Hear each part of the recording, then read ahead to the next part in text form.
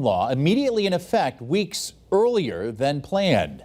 Western Mass News reporter Reagan Stoddard joins us live in studio after hearing about the possible impact of this on gun shops. Reagan?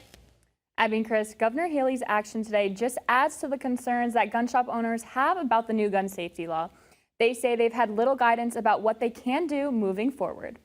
I did this because we needed to be able to implement in time. On Wednesday, Governor Maura Healey confirmed that she signed an emergency preamble making the state's new gun law effective immediately rather than the original October 23rd date. Western Mass News spoke with Mike Munier, co-owner of Pioneer Valley Arms in East Longmeadow, for his initial reaction. They are still wildly unprepared for the bill that was passed over the summertime. Munier has been part of a grassroots effort to gather signatures to try and get the gun control measures on the ballot for Bay State voters to decide, with a deadline next week. Now he shares his confusion about the governor's rush to make this action now. And all of a sudden it's an emergency out of nowhere. So apparently they don't want to have this actually be the people's decision on how this goes through. It's being pushed through whether we like it or not. But Governor Healey says pushing forward the law's effective date is only to allow for the implementation process to move forward quicker. In fairness, we needed to give time to our agencies and municipalities to take the steps and do what they need to do.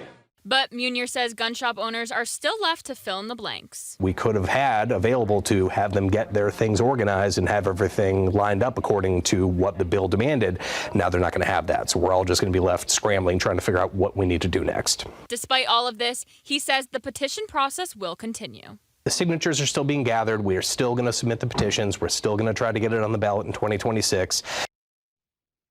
The deadline to submit the signatures is October 9th. Reporting in studio, Reagan Stoddard, Western Mass News. Reagan, thank you for that live report. An update to a story